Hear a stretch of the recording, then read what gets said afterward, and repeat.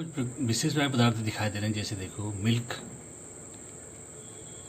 Butter, gelatin, mayonnaise, muddy water और coloured glass. ये सब के सब क्या हैं?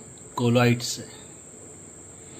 इनका जो नेचर होता है, इनकी जो प्रकृति होती है, वास्तविक विलयन से जो हमने जो पढ़ा है उनसे कुछ डिफरेंट होती है। तो हम इस चैप्टर में अब हम कोलॉइड्स के बारे में जानेंगे। कोलॉइड्स से क्या होते हैं? बच्चों, कणों के आकार के आधार पर हम 3 प्रकार के विलयन की बात करते हैं। नंबर 1 वास्तविक विलयन, नंबर 2 कोलॉइडल विलयन, नंबर 3 निलंबन। वास्तविक विलयन में कणों का आकार 1 nm से कम होता है, जिसमें वो विलायक के अंतराणु स्थानों के बीच में चले जाते हैं। यदि सेंटीमीटर की बात करें तो इसके कारण 7 सेंटीमीटर से छोटे होते हैं। निलंबन में कणों का आकार 1000 nm से अधिक होता है। यदि सेंटीमीटर में बात करें तो इसके कारण 4 सेंटीमीटर। इसी प्रकार निलंबन में जैसे पानी में यदि रेत के कणों को मिट्टी को खोलते हैं तो कुछ देर पश्चात मिट्टी के कण क्या सेटल डाउन हो जाते हैं। तो क्या होता है कि कणों का आकार इतना बड़ा होता है कि जो विलायक के अंतराणु के स्थान होते हैं उनके बीच में वो आ नहीं पाते और कुछ देर बाद नीचे पैंती में बैठ जाते हैं। इन दोनों के बीच में यदि हम क्या कहते हैं, देख रहे हैं यहाँ पर कणों का आकार 1 nm से 1000 nm के बीच में होता है, या सेंटीमीटर की बात करें तो 7 सेंटीमीटर से 4 सेंटीमीटर के बीच में होता है। तो इस प्रकार के जो विलयन बनते हैं उन्हें हम कोलॉइडल विलयन कहते हैं। इसके उदाहरण मैं आपको थोड़ी देर में अभी बता चुका हूँ। तो ऐसे विलयन को हम कोलॉइडल विलयन के रूप में कैटेगराइज करेंगे। याद करने के लिए सबसे आसान है 1 nm और 1 nm से 1000 nm के बीच में, 1000 nm से अधिक। इस तरीके से आप इसको याद कर सकते हैं। जिस प्रकार वास्तविक विलयन के 2 भाग होते हैं, विलेय और विलायक। विलेय किसे कहते हैं? जो विलयन में कम मात्रा में जो भाग होता है उसे विलेय कहलाता है। जो विलयन में अधिक मात्रा का जो भाग होता है उसे विलायक कहते हैं, ये आप जानते हो। उसी प्रकार कोलॉइडल विलयन में भी 2 भाग होते हैं, परिक्षिप्त प्रावस्था डिस्पर्स्ड फेज और परिक्षेपण माध्यम डिस्पर्सन मीडियम। तो जो भाग कम मात्रा में होता है उसे बोलते हैं परिक्षिप्त प्रावस्था, जो भाग अधिक मात्रा में उसे बोलते हैं परिक्षेपण माध्यम। इसका हमें ध्यान रखना है। डिस्पर्सन मीडियम और डिस्पर्स्ड फेज। यहाँ पर डायग्राम में देखिए आप, ये कोलॉइडल विलयन का एग्जाम्पल हमें यहाँ पर दिखाई दे रहा है एक डायग्राम के रूप में। यहाँ पर आप जो आपको नीले रंग के कण दिखाई दे रहे हैं, आप ये मान लीजिए ये 1 nm से 1000 nm के बीच में है। ये डिस्पर्स्ड फेज हैं जो फैले हुए हैं पूरे विलयन में, और जिसमें ये फैले हुए हैं वो डिस्पर्सन मीडियम हमें दिखाई दे रहा है।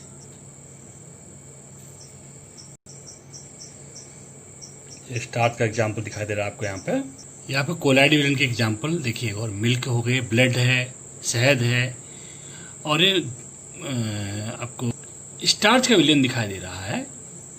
ये सब कोलॉइडल विलयन के एग्जाम्पल हैं। कोलॉइडल विलयन क्या है? एक प्रकार का विषमांगी मिश्रण होता है। तो हम कोलॉइडल विलयन को विषमांगी मिश्रण के रूप में भी जानते हैं।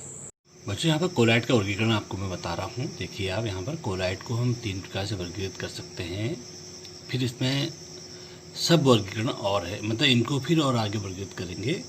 मुख्य 3 देख रहे हैं। भौतिक अवस्था के आधार पर परिक्षेपित प्रावस्था और परिक्षेपण माध्यम की भौतिक अवस्थाएं क्या हैं, किस तरीके से हैं, इस पहला विभाजन ये है। दूसरा है nature of interaction, yellow colour उसमें हेडिंग में आपको दिख रहा है, जो कि परिक्षेपित प्रावस्था और प्रक्षेपण माध्यम के कणों के आपस में इंटरेक्शन किस तरीके से है। तीसरा है टाइप ऑफ पार्टिकल, पार्टिकल किस प्रकार के हैं, उनका आकार, उसका नेचर, उसकी प्रकृति, इसके आधार पर हम इसको क्या करेंगे,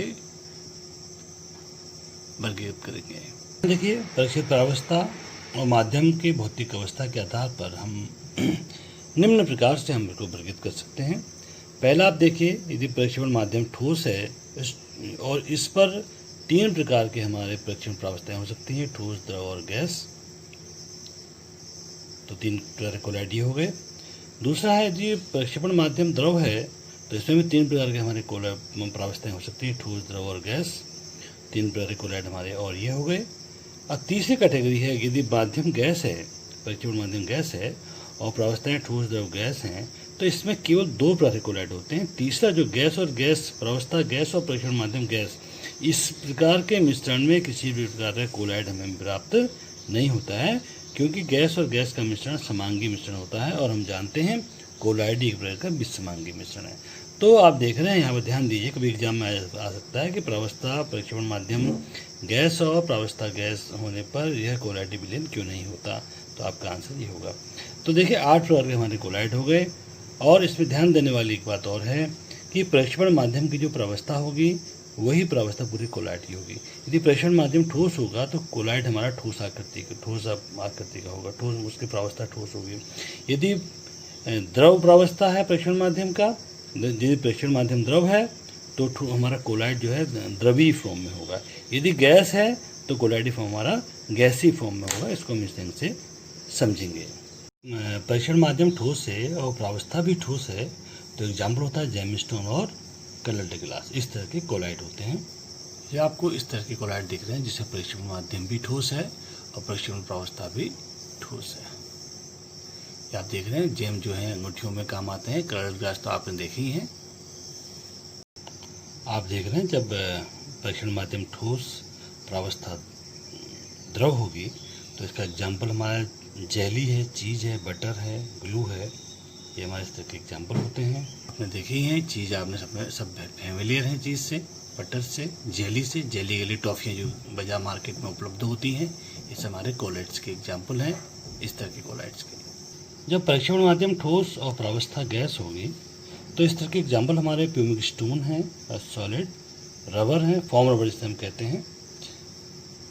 आप ये देख सकते हैं प्यूमिक स्टोन, जो पैरों वैरों को साफ करने के लिए पत्थर मार्केट में आते हैं। और फॉर्म रबर आप जानते ही हैं, जो गद्दे होते हैं फॉर्म के, रबर के। तो ये हमारे क्या हैं, इस तरह के कोलाइड के एग्जाम्पल आपको दिखाई दे रहे हैं। जब प्रक्षेपण माध्यम द्रव और प्रक्षिप्त प्रावस्था ठोस हो तो इस तरह के एग्जाम्पल आपको दिखाई दे रहा है पेंट, मडी वाटर और सेल फ्लूइड। पेंट आप सब देखते ही हैं, पेंट मार्केट में। मडी वाटर जो नदियों का जो पानी होता है, या हरिद्वार जाओगे आप, हरिद्वार से आप पानी लेके आते हो तो बोतल में जो पानी दिखाई देता है वो मडी वाटर है, उसको मान लो आप इस तरह का कोलाइड है। और सेल फ्लूइड आप देखते हैं, वो भी इस तरह के कोलाइड के एग्जाम्पल है। जो 5वां कैटेगराइजेशन है, जब प्रक्षेपण माध्यम द्रव और प्रक्षेपण प्रावस्था भी द्रव हो तो इस तरह के एग्जाम्पल हैं मिल्क, हेयर क्रीम और मेडिसिन। जितने भी खांसी की आप जैसे आप दवाइयाँ खाते हैं ना, वो भी क्या है, इस तरह के द्रव का कोलाइड मिश्रण होता है। आप देख रहे हैं मिल्क है, ये हेयर क्रीम है, इस तरह का हेयर क्रीम, और जो आपके मेडिसिन है, खांसी की दवाई है, ये भी क्या है, कोलाइड है। कोलाइडल फॉर्म में ही हमें मिलती हैं। कोलाइड हमारे जीवन में बहुत इंपॉर्टेंट रोल अदा करते हैं। आप देखिए, इसमें छठा जो वर्गीकरण आपका रहा, द्रव यदि प्रक्षेपण माध्यम द्रव और प्रक्षेपण प्रावस्था गैस हो तो इसमें 4th यानी झाग और व्हिप्ड क्रीम, यानी कि आप समझ लीजिए जो आप आइसक्रीम में ऊपर से आप क्रीम लगाते हैं नाम लिखने के लिए, उस तरह व्हिप्ड क्रीम आप मान लीजिए। ये अब इस तरह के कोलाइड के एग्जाम्पल हैं। आप देख रहे हैं यहाँ पर झाग है, हाथ धो रहे हैं ना, झाग बनता है हाथ में। व्हिप्ड क्रीम देखिए आप, जो आइसक्रीम वगैरह में ऊपर से सजावट के तौर पर आप यूज करते हैं। 4th झाग आपको दिखाई दे रहा है सेविंग क्रीम भी इस तरीके के कोलाइड्स का एक एग्जाम्पल है। जो सेविंग क्रीम को हम लगाते हैं अपने फेस पे बिफोर सेविंग, तो उस तरह का जो झाग बनता है सेविंग क्रीम इस तरह के कोलाइड का एग्जाम्पल है। जो आपको 7वां विभाजन आपको दिख रहा है इसमें एग्जाम्पल, गैस यदि प्रक्षेपण माध्यम गैस प्रावस्था ठोस हो तो इस तरह का एग्जाम्पल होता है स्मोक, धुआं, डस्ट, धूल के जो कण होते हैं, कोहरा हो गया, मिस्ट हो गया। इस तरह के जो एग्जाम्पल हैं हमारे प्रक्षेपण माध्यम गैस और प्रावस्था ठोस, इस तरह के कोलाइड के एग्जाम्पल होते हैं। ये आप चित्र में यहाँ पर देख रहे हैं, जो ये फैक्ट्री से धुआं निकल रहा है, ये भी इस प्रकार के कोलाइड के एग्जाम्पल हैं। आप देखो धूल, जब गाड़ी जो है चलती है किसी मिट्टी वाली जगह में, जहाँ पर मिट्टी मतलब बैठी नहीं है, तो डस्ट जो उठती है, ये इस तरह के कोलाइड्स के एग्जाम्पल। ये हवा चलती है, जब बहुत तेज हवा चलती है तो इस तरह का आपको क्या कहते हैं, धूल वातावरण में दिखाई देता है। ये इस तरह के कोलाइड के एग्जाम्पल हैं। सॉरी, मैंने अभी बच्चों अभी आपको बताया था कि ठोस यदि प्रक्षेपण माध्यम गैस और प्रावस्था ठोस है तो मैंने फॉग और मिस्ट लिया था, वो गलत था।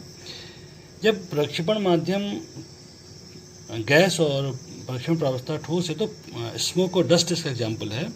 और जब प्रक्षेपण माध्यम गैस और प्रावस्था हमारी द्रव होती है तो फॉग, मिस्ट और क्लाउड, ये जो है इस तरह के 8वें कैटेगरी में, प्रावस्था के अंदर जो 8वां वर्गीकरण है, इस तरह की कैटेगरी में आते हैं। ठीक है, फॉग, मिस्ट, क्लाउड जो है ये प्रावस्था हमारी गैस है और हमारे प्रक्षेपण माध्यम हमारा गैस है और प्रावस्था हमारी द्रव है, लिक्विड है। तो क्या आती है? फॉग, मिस्ट और क्लाउड, इस तरह के कोलैट्स के एग्जाम्पल। ध्यान दीजिए, इसमें गौर दीजिए कि हमारी क्या है, गैस हमारी माध्यम है, प्रक्षेपण माध्यम है, द्रव हमारा क्या है, प्रक्षिप्त प्रावस्था है। तो फॉग हो गया जो कोहरा लगता है जबरदस्त जाड़ों के दरमियान पे, क्लाउड हो गया बादल में जो आसमान में बादल हैं, और मिस्ट इसका थोड़ा डेंसर रूप होता है। ये जो क्या है हमारा, इस तरह के कोलैट के एग्जाम्पल है। देखो आप, कुछ कोलैट्स के नेम हमें जानने बहुत जरूरी है, कि जेल कहते हैं, कि इमल्सन कहते हैं। इसका बहुत आसान तरीका यहाँ पर है। देखो, मैक्सिमम तौर पर अगर प्रक्षेपण माध्यम या प्रावस्था ठोस होती तो उस कोलैट को सॉल बोलते हैं। जैसे आप देखिए, प्रक्षेपण माध्यम सॉलिड है, प्रावस्था सॉलिड है, तो सॉलिड सॉल हो गया। यहाँ पर तीसरे नंबर पर देखिए आप, प्रक्षेपण प्रावस्था सॉलिड है, प्रक्षेपण प्रावस्था गैस है, तो ये भी सॉलिड सॉल होता है। लिक्विड और सॉलिड का जो मिश्रण होता है इसे सॉल बोलते हैं।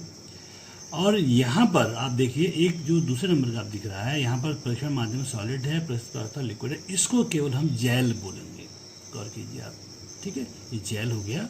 अब लिक्विड का जो मिश्रण होता है उसे बोलते हैं इमल्सन। इमल्सन के बारे में डिटेल में फिर देखेंगे। और लिक्विड गैस के मिश्रण को हम फॉर्म कहते हैं। इसको स्पेसिफाइड कोलैट क्या कहते हैं? फॉर्म कहते हैं। और यहाँ पर आप देखिए, यदि गैस हमारा माध्यम हो जाएगा और चाहे प्रावस्था कैसी हो, उसे बोलते हैं एरोसॉल। तो एग्जाम में आता है एरोसॉल का एग्जाम्पल क्या है, जेल के एग्जाम्पल क्या है। एग्जाम्पल 1 नंबर के क्वेश्चन आते हैं, तो इसको आप क्लियर कर लीजिए बढ़िया ढंग से, ये देख लीजिए। इसमें आप और देखिए, जो हमारा लिक्विड और ये जो सॉल है ना, लिक्विड सॉलिड का जो सॉल है, इसको भी हम कई कैटेगरी में डिवाइड कर सकते हैं। अब लिक्विड हमारा किस तरीके का है, देखिए, यदि लिक्विड हमारा पानी होगा तो हाइड्रोसॉल होगा, यदि लिक्विड हमारा एल्कोहल तो एल्कोसॉल होगा, यदि लिक्विड हमारा बेंजीन होगा यदि होगा, समझ में आ गया। यदि लिक्विड, यदि हमारा माध्यम वायु होता है एरोसॉल होगा। इसको हम देखो, यहाँ पर मैंने दूसरा जो है यदि प्रक्षेपण माध्यम के आधार पर यदि हम विभाजन करते हैं तो क्या हो रहा है, एरोसॉल, हाइड्रोसॉल, एल्कोसॉल, बेंजोसॉल। इसमें प्रक्षेपण माध्यम वायु है, इसमें जल है, एल्कोसॉल में एल्कोहल है, बेंजोसॉल में बेंजीन है। यदि इसमें कोई और हम माध्यम लें तो उस माध्यम के नाम के आधार पर हम कोलैट का नाम हम कर सकते हैं। विभाजन यहाँ पर और है, प्रक्षिप्त प्रावस्था के कणों के आवेश के आधार पर। देखो, हम जानते हैं कि प्रक्षेपण माध्यम में प्रक्षिप्त प्रावस्था के कण जो है फैले रहते हैं, डिस्पर्स रहते हैं। इसका जो कारण होता है, इनमें समान प्रकार के आवेश होते हैं और समान प्रकार के आवेश के कारण एक दूसरे के साथ जो होते हैं प्रतिकर्षित होते हैं, दुर्बल वंडरवाल बड़ों से प्रतिकर्षित होते हैं और पूरे माध्यम में फैले होते हैं। इस प्रकार हमारा कोलैट बनता है। अब यदि जो प्रक्षिप्त प्रावस्था के कण है, यदि इनमें धनावेश होगा तो ऐसे कोलैट को धनात्मक कोलैट बोलेंगे।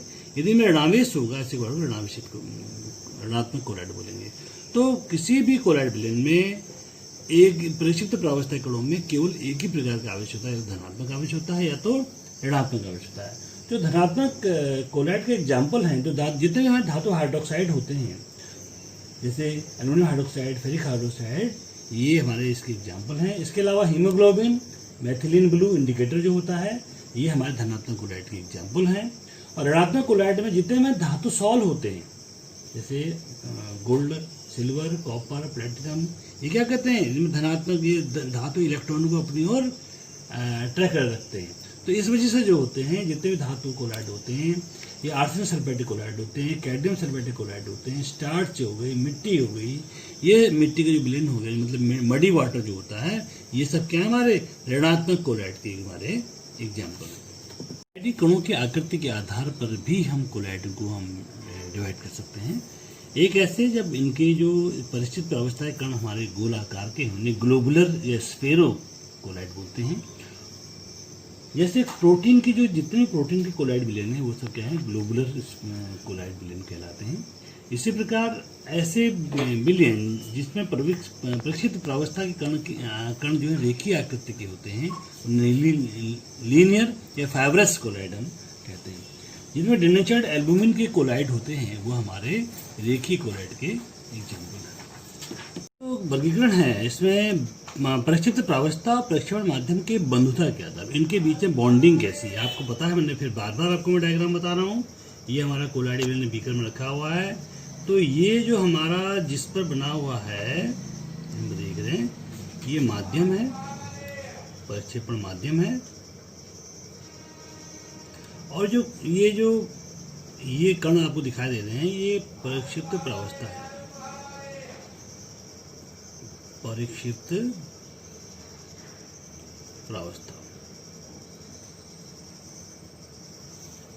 यानी कि जो कम है अमाउंट में वो क्या है हमारा प्रावस्था, जो अधिक मात्रा में है वो क्या है माध्यम है। तो इनके बीच यदि बॉन्डिंग अच्छी होती है तो द्रव स्नेही कोलाइड बनते हैं, और इनके बीच यदि बॉन्डिंग अच्छी नहीं होती है, लगाव अच्छा नहीं होता है प्रक्षेपण माध्यम का प्रावस्था के बीच, तो द्रव विरोधी कोलाइड बनते हैं। तो द्रव विरोधी कोलाइड, द्रव स्नेही कोलाइड को द्रव रागी कोलाइड या उत्क्रमणी कोलाइड, और अंग्रेजी में बात करें लायोफिलिक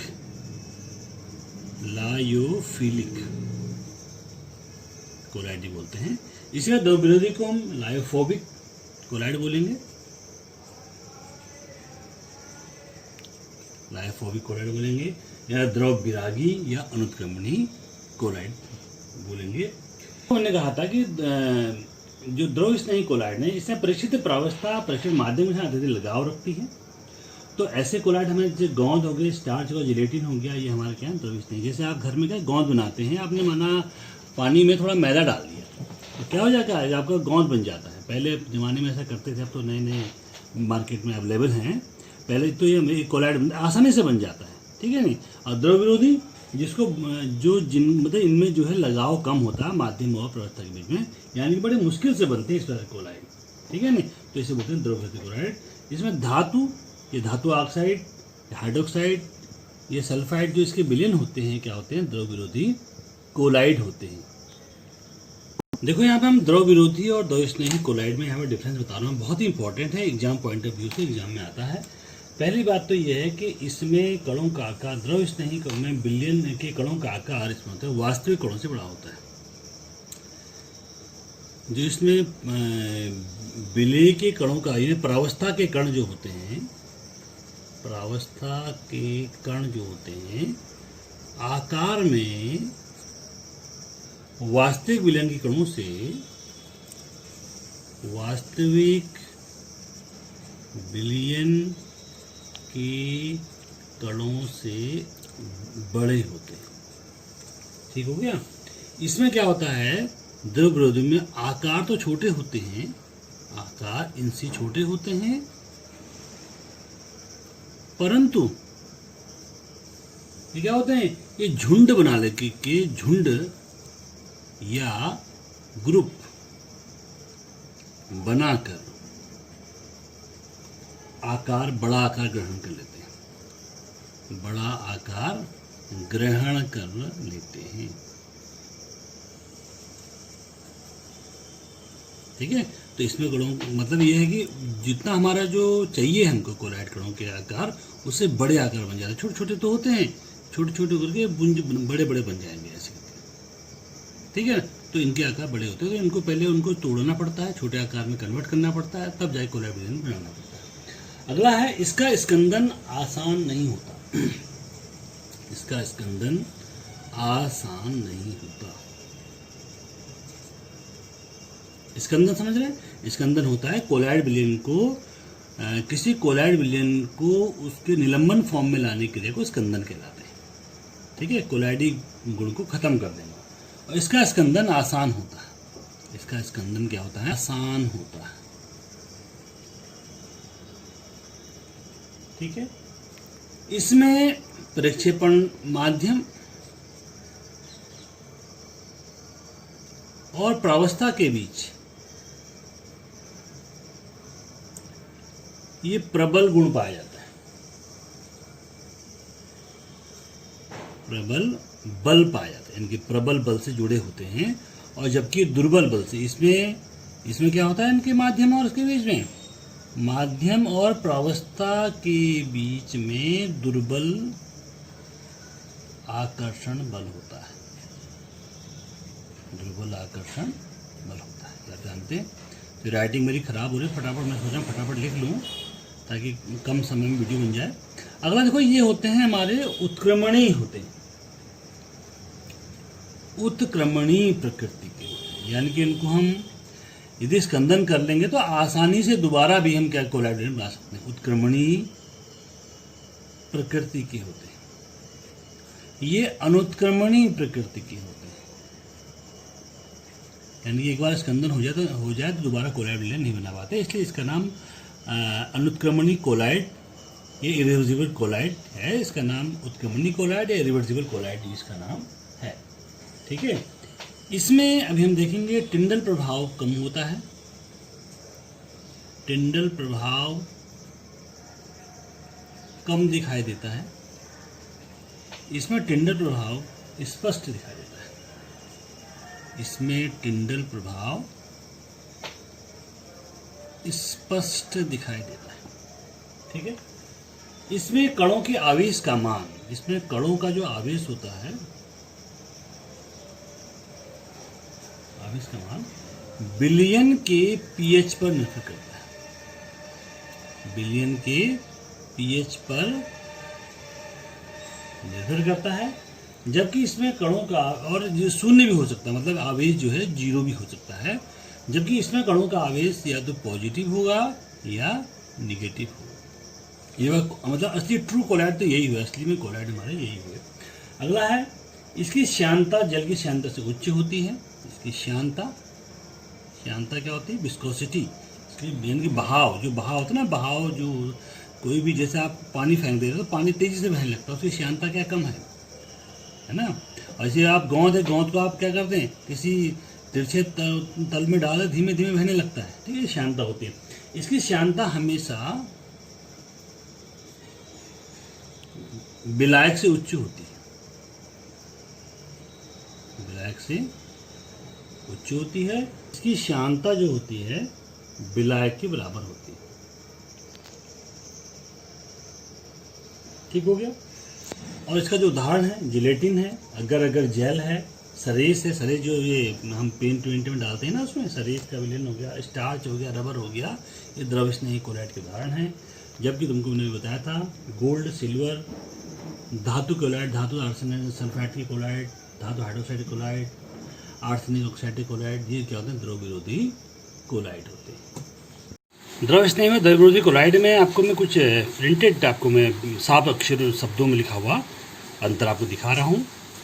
बिल्कुल है तो वही, बिल्कुल देखिए आप यहाँ पर द्रव स्नेही कोलाइड में कणों का आकार वस्त्र आकार से बड़ा होता है, जबकि द्रव विरोधी में जो होता है कणों का आकार तो छोटा होता है, परंतु झुंड बनाकर उससे बड़े आकार को ग्रहण कर लेते हैं। अगला आप देखिए, इसका स्कंदन करना आसान नहीं होता, जबकि इसका स्कंदन करना आसान होता है। द्रव स्नेही में परिस्थिति प्रावस्था और माध्यम के बीच प्रबल आकर्षण पाया जाता है, जबकि द्रव विरोधी में दुर्बल आकर्षण प्रतिकर्षण पाया जाता है। ये उत्क्रमणीय प्रकृति के होते हैं स्नेही, और ये विरोधी जो है अनुत्क्रमण प्रकृति के होते हैं। ये टिंडल प्रभाव इसमें कम दिखाई देता है, इसमें स्पष्ट दिखाई देता है। द्रव स्नेही कोलाइडों के कणों का आवेश का मान बिलियन के पीएच पर निर्भर करता है, जबकि द्रव विरोधी में क्या होता है, आवेश का मान या प्लस होगा या माइनस होगा, स्पष्ट रूप से होता है। इसकी श्यानता हमें जल या विलायक से उच्च होती है, इसकी श्यानता हमेशा जल या विलायक के बराबर होती है। एग्जाम्पल आप देख रहे हैं, ये एग्जाम्पल लिखे हुए हैं, तो ये आपके एग्जाम्पल हैं, आप इसे देखिए। रासायनिक संगठन के आधार पर भी हम कोलाइडों को वर्गीकरण करते हैं। ये नंबर 1 कार्बनिक कोलाइड, नंबर 2 अकार्बनिक कोलाइड। आप जानते हैं जिसमें कार्बनिक मॉलिक्यूल होंगे कार्बनिक कोलाइड, और कार्बनिक मॉलिक्यूल होंगे कार्बनिक कोलाइड। अब कार्बनिक कोलाइड क्या होते हैं, इनको भी हम 3 प्रकार के कोलाइडों में डिवाइड कर सकते हैं। नंबर 1 समध्रुवी कोलाइड होते हैं, समध्रुवी कोलाइड, जैसे बेंजीन में रबर का विलयन जो होता है समध्रुवी कोलाइड का एग्जाम्पल है। अगला है hydroxy colloid, hydroxy colloid, hydroxy colloid में स्टार्च का कोलाइडी विलयन आपको हाइड्रोक्सी कोलाइड का एग्जाम्पल है। अगला है जैसे विषमध्रुवी, तो अगला विषमध्रुवी भी होगा, विषम ध्रुवी। विषम ध्रुवी कोलाइड जैसे प्रोटीन, साबुन आदि कोलाइड विलयन जो होते हैं विषम ध्रुवी होते हैं।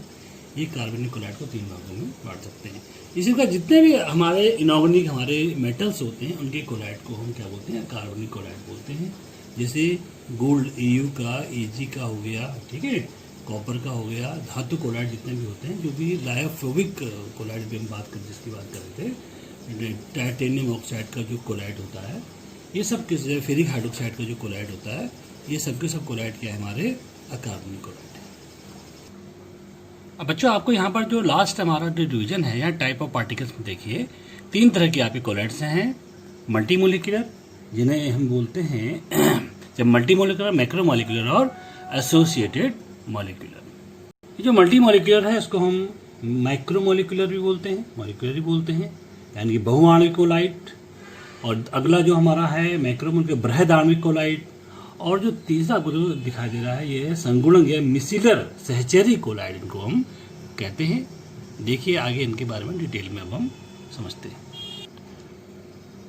मल्टीमोलिकुलर कोलाइड में आप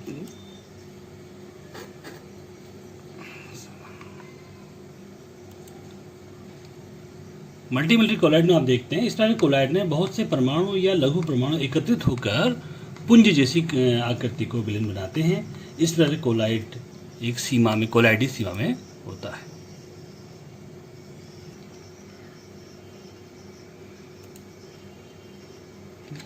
इसको ऑन और ऑफ कर। इसमें गोल्ड कोलाइड देखिए आप मिलकर के पुंज जैसा एक विलयन बना रहे हैं, यानी कि इसमें कोलाइडी सीमा के अंदर में, कोलाइडी सीमा क्या बन रहे हैं, कोलाइड बना रहे हैं। ये हुआ हमारे माइक्रोमोलिकुलर बहुआण्विक कोलाइड। ये कोलाइड दुर्बल वनडेरवाल बॉन्ड से जुड़े होते हैं और आसानी से क्या हो जाते हैं, स्कंदित हो जाते हैं।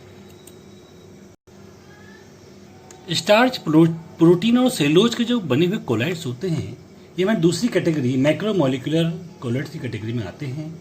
इसमें बृहदाणु जो बड़े उचित विलायकों के ऐसे विलयन बनाते हैं जिनमें कणों का आकार कोलाइडी विलयन की सीमा में होता है। ये काफ़ी स्थायी होते हैं, ये काफ़ी स्थायी होते हैं, यथार्थ विलयन के समान होते हैं। Star, cellulose, protein, enzyme, polythene, polystyrene या संश्लेषित लबर इस तरह के कोलाइडी विलयनों के एग्जाम्पल होते हैं।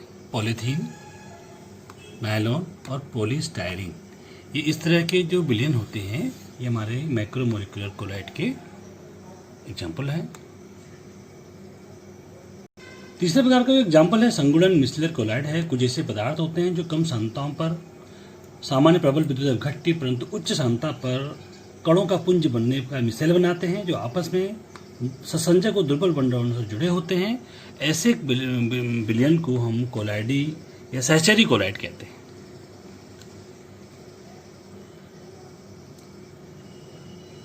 चलो, जैसे साबुन, डिटर्जेंट आदि के बने हुए जो विलयन होते कोलाइडी विलयन होते हैं उस कैटेगरी में आते हैं।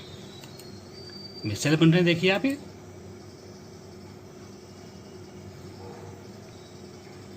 ये उच्च सांद्रता पर ही इस तरह के विलयन को बनाते हैं, निम्न सांद्रता पर नहीं बनाते, जिसे CMC कहते हैं।